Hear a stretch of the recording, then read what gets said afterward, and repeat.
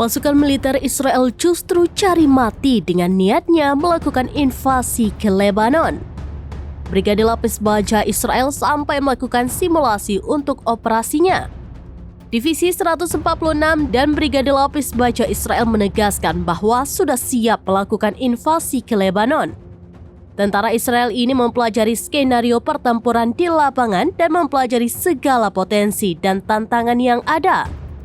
Simulasi yang dilakukan ini adalah kelanjutan dari niat nekat Zionis melakukan pertempuran yang lebih dalam ke wilayah Lebanon. Dikutip dari Al Jazeera, pasukan Israel juga mengklaim serangan udara terbarunya ke Hizbullah mengenai peluncur dan mengarahkan serangan ke Malkia. Laporan tersebut juga mengkonfirmasi bahwa sebuah pesawat tak berawak Israel jatuh di dalam wilayah Lebanon pada Selasa 28 Mei 2024. Serangan Israel juga menargetkan sepeda motor di dekat pintu masuk rumah sakit Gandor di Bet Jibel, Lebanon Selatan. Serangan dari Israel ini telah menewaskan 1 orang dan melukai beberapa orang di antaranya.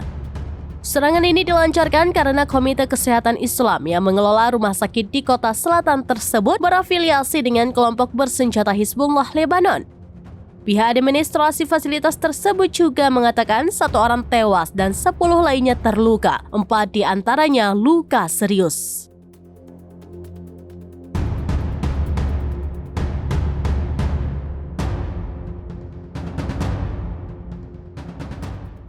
Download Tribun X sekarang, menghadirkan lokal menjadi Indonesia.